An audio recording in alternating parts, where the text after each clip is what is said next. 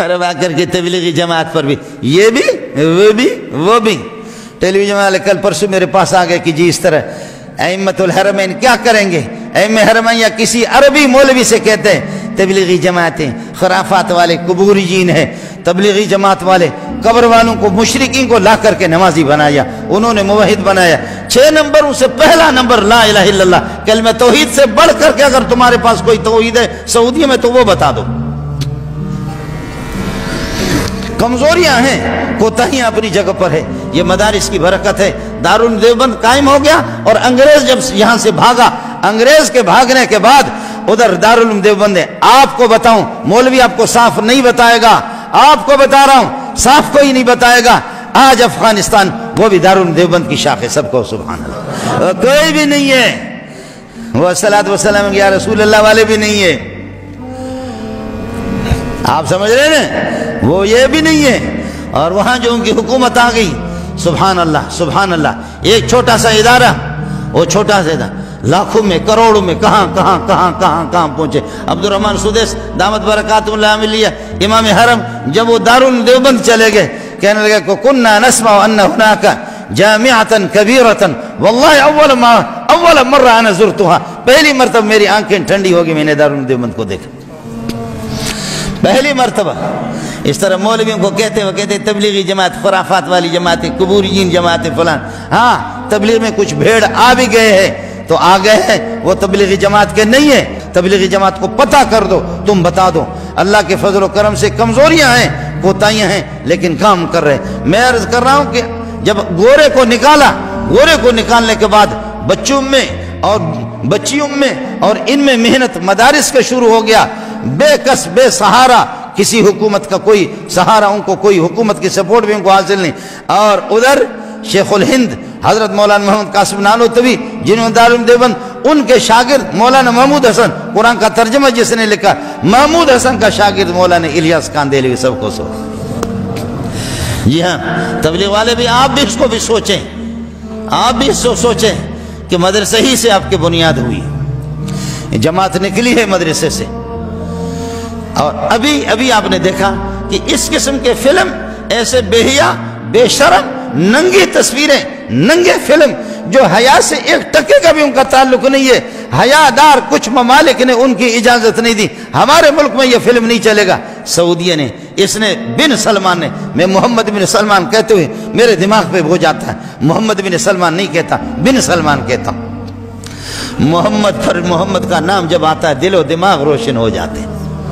تمہارے نام محمد کس نے رکھا ہے؟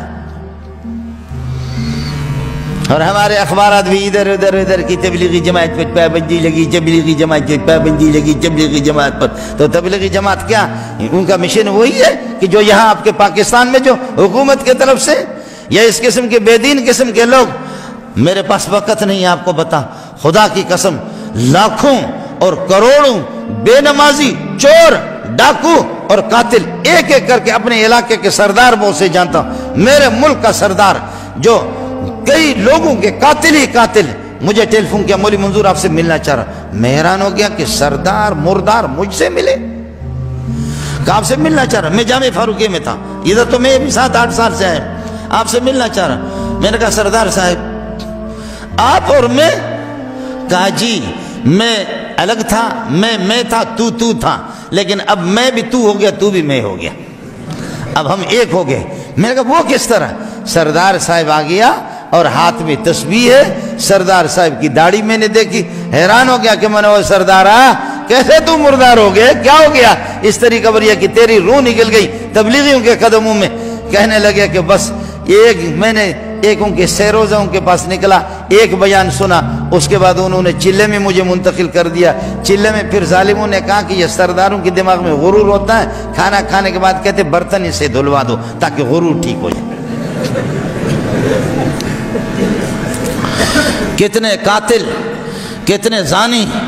کتنے شرابی آپ کے معاشرے میں ان لوگوں سے میں ملا ہوں جس نے 200 250 قتل کیے، ضیاء الحق اس کی گرفت نہ کر سکے، بھٹو مرحوم گرفت نہ کر سکے، اور اللہ آپ کا بھلا کریا کہ بعد میں بے نظیر اور نواز شریف اور پھر وہ دوسرا ایک مشرف پتہ نہیں کیا، کوئی بھی اس کی گرفت نہ کر سکا، لیکن تبلیغ والوں نے اس کو قید کر لیا۔ تبلیغ والوں میں سہ روزہ گیا، ہفتہ گیا، پھر چلے میں گیا، چلے کے بعد آ کر کے چلے کے بعد آ گیا، اس نے مانسرے کے اندر، میں خود ملا ہوں ان سے، مانسرے میں آ کر کے کہنے لگے، آ کر کے اعلان کیا، لوگوں جن کا میں قتل کر چکا ہوں، جن کا قتل کر چکا ہوں، سارے کے سارے آ جاؤ، میں چوک پہ کھڑا ہو جاتا ہوں، اپنے ہاتھ میں کلاشنکوف لے لو، ایک ایک گولی مجھے مار دو کہ میں نے، اب میں خدا کی بارگاہ میں نہیں جا سکتا، کیسے اللہ کو منہ دکھاؤں گا، میں نے بہت سے قتل کیے، جس وقت میں ڈاکو تھا یہ ڈاکو میری پشت پناہی کر رہے تھے، تمہارے ملک کے سربراہان مجھے گرفتار نہیں کر سکے، اب تبلیغیوں نے مجھے گرفتار کیا،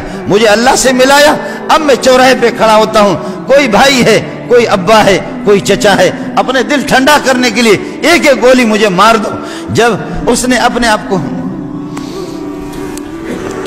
تھانے میں جا کر کے اپنے آپ کو خود پیش کیا، جماعت سے ہو کر کے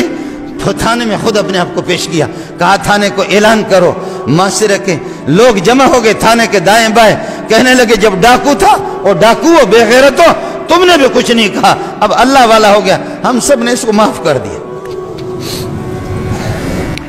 اب یہ اللہ والا کمزوریاں ہیں، کوتاہیاں بھی ہیں، آپ کے علم میں لانا چاہتا ہوں، یہ خبر ہے غلط، اور اگر غلط نہیں ہے صحیح خبر ہے تو ان اماموں کی بھی مجبوری ہے، اور کچھ لوگوں نے ان سے کہلوایا ہے، تبلیغی جماعت کی اپنی خدمات ہیں، اللہ کے فضل و کرم سے میں اختلاف ہوتا ہے، آپ کو اختلاف ہوگا کسی مسئلے میں، میرے شیخ نے ایک جملہ کہا ہے، حضرت رئیس المحدثین جو تقی صاحب کے بھی استاد ہے، مفتی نظام الدین کے بھی استاد ہے، میرے جیسے ہزاروں مولویوں کے استاد ہیں، شیخ الحدیث مولانا سلیم اللہ خان رحمۃ اللہ علیہ، فرمایا خیرہم غالب علی شرہم، خیرہم غالب علی شرہم، تبلیغی جماعت کی بھلائیاں اور نیکیاں ان کی برائیوں پہ غالب ہے، خبردار مخالفت نہیں کرنا، تعاون کر سکتے ہو کرو، نہیں کرو مخالفت نہ کرنا، ورنہ ایمان کی نعمت چھل جائے گی۔